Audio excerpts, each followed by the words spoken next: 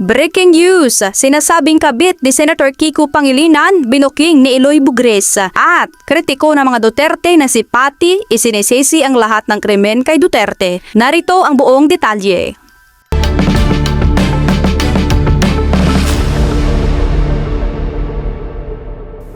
Naging sentro ng mainit na diskusyon sa iba't ibang social media platforms ang sunod-sunod na pasabog at birada ng mga kilalang political commentators at content creators matapos pangalanan ng vlogger na si Eloy Bugres ang di umano'y kalagoyo o kabit ni Senator Francis Pangilinan, habang pinalaga naman ng mga kritiko ang isa pang vlogger na si Patty sa hayagang pagsisi ng lahat ng krimen sa bansa kay dating Pangulong Duterte. Sa kanyang pinakahuling live stream na mabilis na nag-viral, hindi nagdalawang isip si Eloy Bugres na maglabas ng mga matatapang na aligasyon laban kay Senator Kiko Francis Pangilinan. Ayon kay Bugres, may mga lihim di umano ang dating senador na matagal ng pilit itinatago sa publiko. Bagamat wala pa ang inilabas na matibay na pisikal na ebidensya o opisyal na pahayag ang kampo ng mga Pangilinan ukol dito, ang mga pahayag ni Bugres ay agad na pinagpiestahan ng mga netizen at naging sanhi ng sari-saring espekulasyon, lalo pat kilala ang pamilya Pangilinan sa madalas nasasangkot sa mga usaping pampamilya sa mata ng publiko. Kasabay ng isyong ito, umani rin na matinding reaksyon mula sa mga taga-suporta ng dating Pangulong Rodrigo Duterte ang kilalang kritiko na si Patty. Sa kanyang mga nakaraang post at video, hayagang isinisisi ni Patty ang kasalukuyang serye ng mga krimen, kaguluhan at isyu ng pambansang seguridad sa naging estilo ng pamamahala ng nakaraang administrasyon. Hagad naman itong sinalungat ng mga loyalista ng mga Duterte at ilang neutral na analyst. Ayon sa kanila, hindi makatwiran at unfair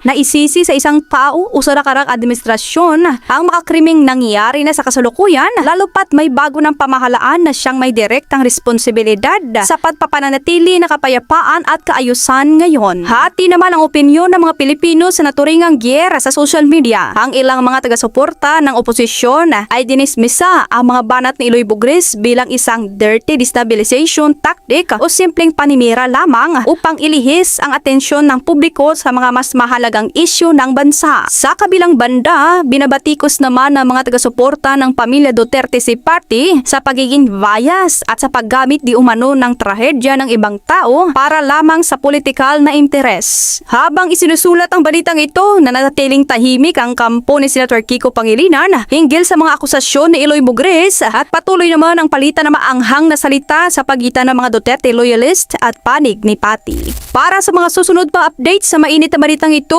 manatiling nakatutok dito sa Pinas News File. At para sa karagdagang detalye, narito at panoorin natin ang full video. Hello, good Philippines, mabuhay. Good morning, good afternoon, good evening, ladies and gentlemen of the universes and the Andromedas and the galaxies and the Chididut. This is your Eloy Bugres, the vivacious, the beautiful, the unstoppable, and the unmatched Charito Sales. Bago ako makasuhan ni Sharon, ibalik muna nila ang mga kwan. Ibalik nila muna ang mga maleta. Sana ikaw mamatay mamayang gabi. Oo. Kasi nagsasay ka sa mga magnanakaw. Ba't ba galit na galit kayo ang ina sa akin? Ay, wala naman akong ninakaw na mga taxes nyo. Bakit ba kayo? Bakit nyo ba minamahal ang mga ihudi ang mga magnanakaw sa gobyerno? Bakit? Bakit kakasuhan ako ni Sharon? Ma'am Shawi, shout out. Bakit mo ako kakasuhin? Itutuo naman na inanaka ni Kiko ang sekretary niya na isang Bustamante na taga Bacolod. Ano naman dyan, may pinadala sa akin dito ang birth certificate. Malaki na ang bata, 20 or 22 years old, binata na. Kamukha niya, pero dumidyo-gapo-gapo lang itong batang to. Kasi doon nakasunod sa mga mimistisahin na mukha ng nanay niya. I don't know ba kung sino man si Ninya, ang pangalan ng kanyang nanay, pas na iningi Kiko. So wag na nating ibalik sa wag na nating ibalik sa table. Everybody knows that. Sa kanyang family at sa mga taga-Bacolod, alam nila na nabuntisan ng asawa mong Chonggo ang sekretary niyang si Ninya noon.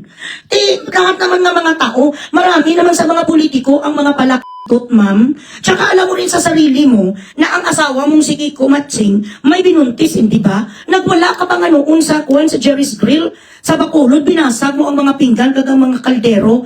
Ganun talaga ang buhay.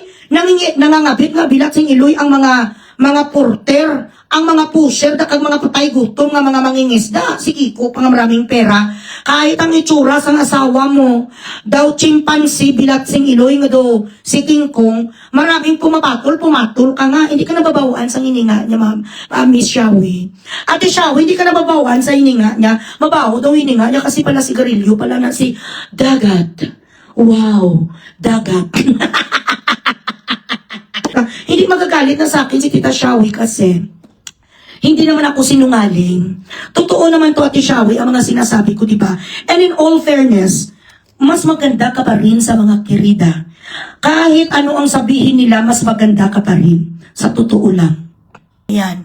Ba't naman siya magagalit sa akin? Totoo. Alam niya na sa sarili niya na ang kanyang asawa ay pala correct. Kaya ka nga nagpapayat kasi dumadami ang mga kabit, di ba? But in all fairness, wala na matagal naman wala na sina Miss Bustamante, tsaka si Chimpanzee, si Matsing, wala na. Matagal na yon, malaki ng anak nila. Ako yung Ate Shawi, my heart goes out for you kasi ako isang asawa din. At kapag nangirida si Daddy Books, Ate Shawi, hindi na ko yung magpatawad sa kanya kahit malaki ang ni Daddy Books. Kahit ano kasarap ni Daddy Books kumain ng ko, Ate Shawi, prinamis ko sa sarili ko, hindi ko magpatawad sa mga lalaki na may kinain na ibang I don't want. Bakit ako magpatawad sa mga bilatsing iloy? Pagkatapos ang dila nila napunta sa sang ibang babae, hindi ko alam kung anong sakit meron ang kirida niya pagkatapos ilips to lips ko sa yuta. Isungsong niya ang kanyang tarugo, ang niya sa isang kung kay sino nga babae. Tapos uuwi sa paon ko, yuta! Hindi ko yung Ate Shawi. Kaya nga, I am disappointed kasi yung pagtingin ko sa iyo, high level. High level ang tingin ko sa iyo. Kaya ganun ako, I have this conviction, very strong conviction. No matter how much I love the person, if he cheats on me, if he betrays my confidence, if he betrays my fucking trust, there is no coming back. There is no debate, actually. I am not even going to talk about it. When you cheat, that's it. Hindi na ako yung ganun ko ha. Ewan ko sa iba, maybe they want to really preserve their family because this is how they were motivated. This is how they were raised, but not me.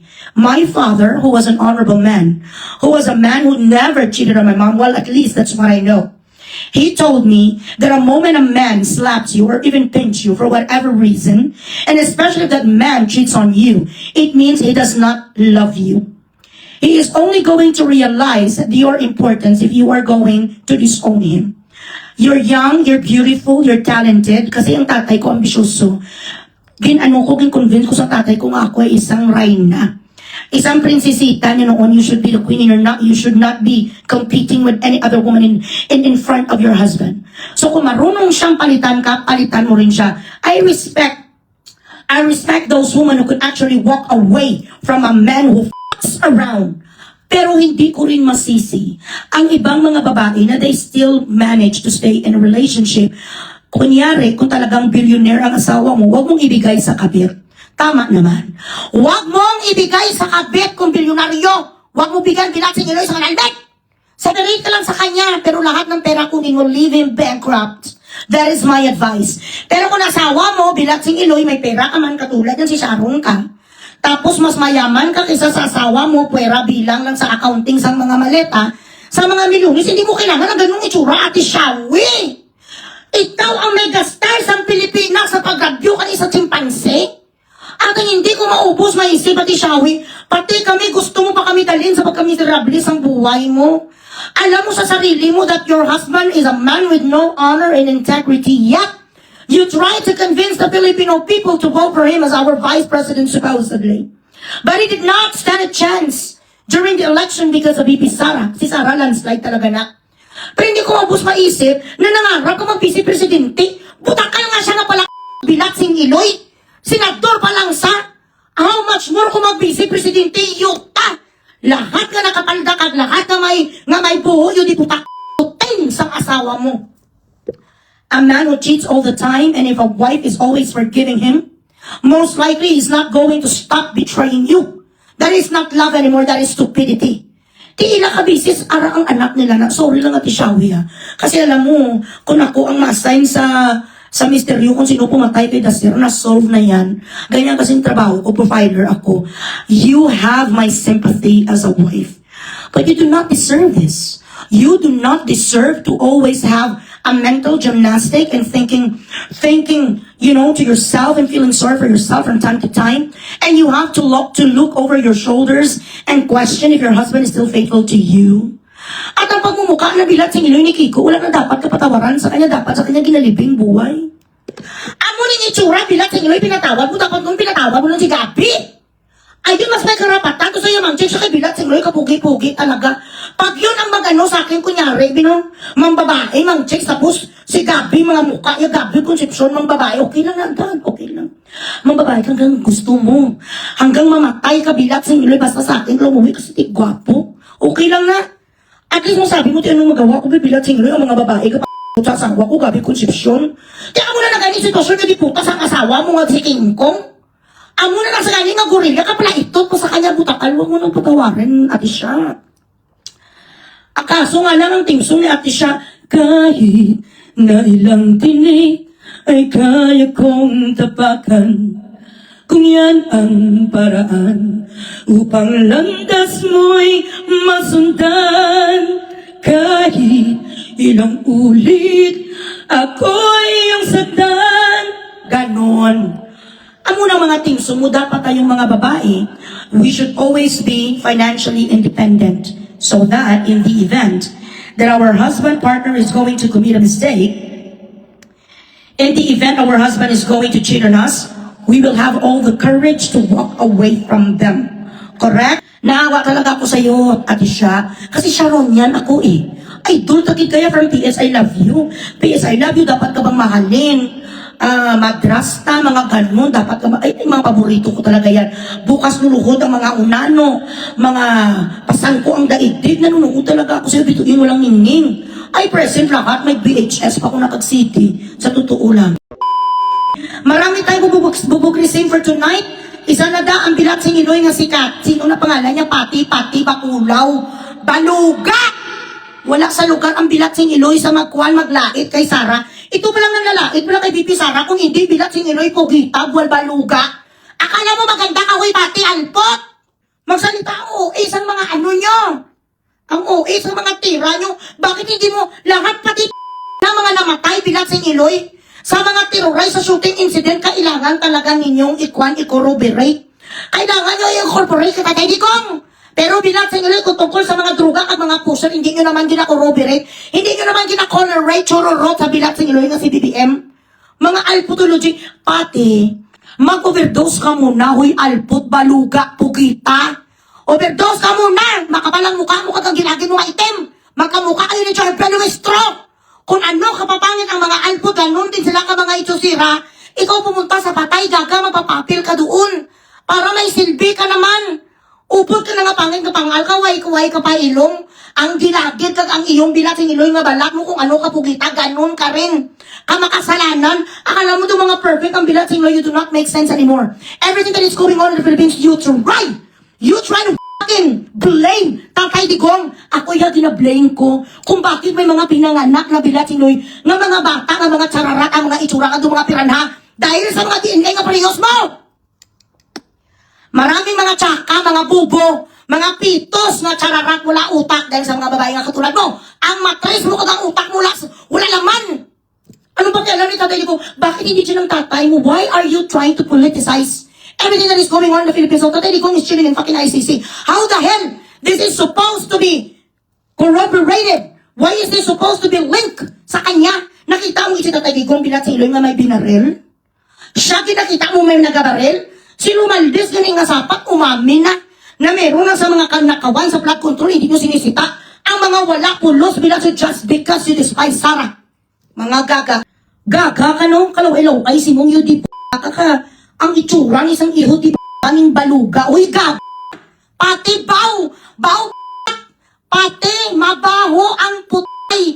Ang p*** mo nga may ulod. Sa pagkatsararat sa inyo di p***, ano ni sa adik ka? Anong sinasabi ang ina ka, albatros?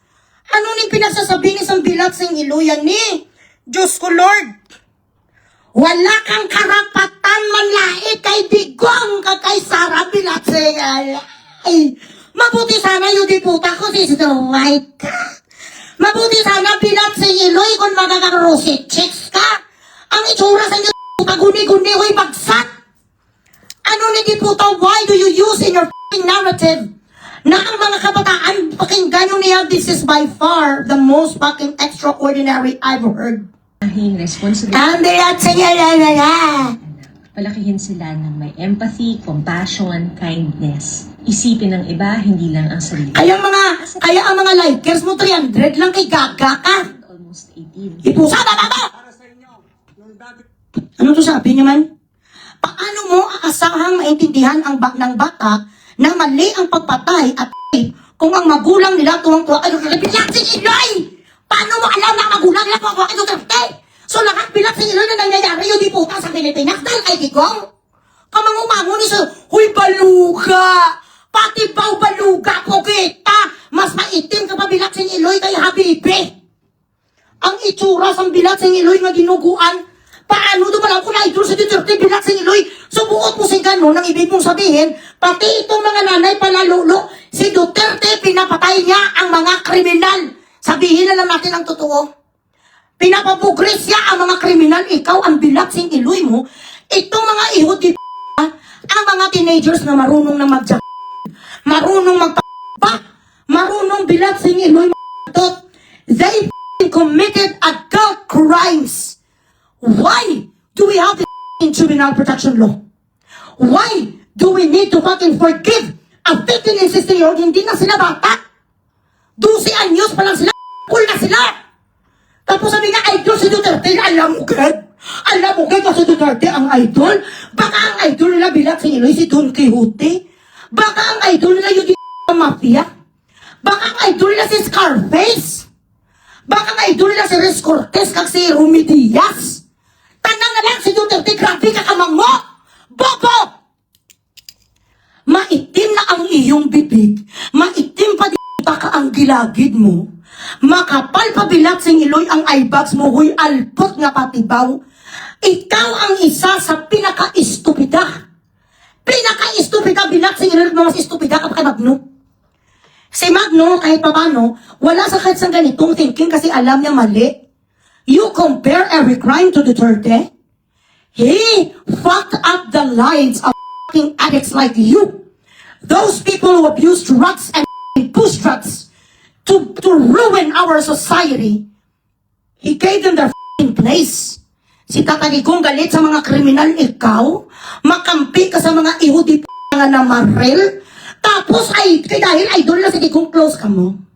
Yung mga ginikanan, bilat si Iloy sa namaril ng mga kabataan, close kayo, tinanong mo kung idol nila si Digong, baka si Scarface ang idol, baka si Rumi Diaz, yun di po ang idol, napakagaga isang alpot, huy alpot, pang lipstick ka, bibigyan kita sang lipstick kung akuan libre kasi do patay gutom ang itsura mo, magpang lipstick ka, ang gilagid maitim, ang diri maitiman, ang ditong lining sang lips mo maitiman. Lahat na lang na nangyayari, you are trying to politicize. You are somebody who does not have fucking empathy. Do not use big words you don't understand, patty. Pati, yuta. Patibaw, ano, ang imo nga patibaw, patibaw, ho, putay. Patibaw, gilagid. What kind of fucking narrative is that? What kind of fucking statement is that? You don't have fucking point, you don't fucking make sense. Did you have survey that those people who apparently killed, stabbed, and those people who fucking violence their parents idolize Digong? For all you know, they are a fucking loyalist of BBM and loyalist of you. Malay mo kung na ito sa mga yudiputa si Trillanes, is Tatay Digong the only one who wants to fucking put a gun on the fucking temple of people who commits crimes? Si Tatay Digong lang ang may amuni klase ang advokasya. Ang MILF wala. Si Normi Suarez, bilat sing Iloy, wala nagkapatay. Ang mga abusaya palalulo sa bilog na kalibutan ka sa Mindanao, hindi ba sila mamatay? NPA! Those people who actually went on the fucking mountains because of being radicals and because of their being idealistic, they fucking went to town. They fucking went to fucking mountains para doon sila magkaukusto, pinapatay nilang mga vigilante na sila. Baka mga kabataang ito gusto nila mag-NPA katulad kay Normi Suarez. Tatay Digong, bakit? Hindi ka nakakot ni Tatay Digong? Ang galit sa kay Digong bilat sing Iloy to. Doon isa sa kakirida nga hindi yung panindigan. Anong pangarap mo noon, pati? Ang tot ka sang matanda? Kasi sabi doon nila malaki ang ni Tatay Digong nung hanggang ngayon, sorry lang tayo, I do not mean disrespect. Pero according sa mga balita, maraming chicks ang nag-aligid-aligid si Tatay Digong, lalong-lalo na nung kabataan niya. Kasi gifted child si Tatay Digong. Malaki daw ang Tatay, sorry lang tay. Kasi nga, may mga nagsasabi din ng mga na-girlfriend ni Basti, nga malaki din ang ni Basti. Ako naman niya, real talk lang to. Do bilat sing Iloy sa bala, do kabit sa, nga nakatikim sang tarugo ni Tatay Digong tapos hindi sa panindigan. Ilang beses mo ba si Tatay Digong tapos iniwanan ka? Do amuni sa, bitter o kampo ang alput, ginot ka ni Tatay Digong tapos hindi na naulit. Lahat na lang, pati ang patay, you are somebody who does not fucking empathize to anybody. You don't. Because if you have a little bit of decency, you would have shut your fucking mouth and at least wait for the wake or the funeral of these people who died. At least wait for the time being, shut your fucking mouth and respect the dead. Di puta, why pagani na bindisyonan in the name of the Father, the Son, Holy Spirit? Hindi pagani na rest in peace kag nabindikahan ng mga patay, Tatay Digong na ang iyong patay hindi nakaabot sa ni Tatay Digong kaya ka galit na galit. That is the only explanation I could think of because you could only hate so much. Either hindi ka ni Tatay ang bilat loy mo or adik ka. Siguro sa pamilya ni kasi ang itsura mo adik eh. Hindi naman pwedeng sabihin na maganda ka. Ay ang itsura mong di puta ka daw guni-guni. Ang itsura mo amoy pusher. Wala sa ganitong itsura yung di puta nga wala ka sabo. Walang nagsasabo na maganda. Lahat pangit kaya isa ka na dun. Alpot. Kung sino pa pala ang mga pangit, sila pa pala ang mga bilat sing Iloy ka mga ambisyosa, no? Uy, hindi bagay sa iyo pati magmaldita kasi pangit ka. Ang mga pangit na katulad mo, baka dapat nananayme kayo mga pareho, kayo ni adorasyon. Ang mga itsura nga mga chararak na pugita nga lukos, tahimik. Wala kang karapatan magmaldita, salita, so doon dumasuka, kuya, magtingin sa'yo, that is why. Ang mga ganitong mga bilat sing Iloy nga mga tao na laitin ko talaga, what right do you think they have for you to be laitera? Kung ang iyong gilagit nakamaitim pa sa dinuguan, correct? I mean, if you have a really good argument about the government today and the government before, then okay, after all, the last time I checked, Philippines is still a democratic country. But it is already, funny enough, that those people would just conjugate and collaborate. Everything, every crime, even earthquake, they want to include Tatay Digong. Sa mga nangyayari ngayon, kung anong klaseng utak meron ka bilat sa inyo, adik. Maraming salamat po sa panonood. Manatiling nakatutok lamang dito sa Pinas News File para sa mga susunod na balita na ating tatalakayin.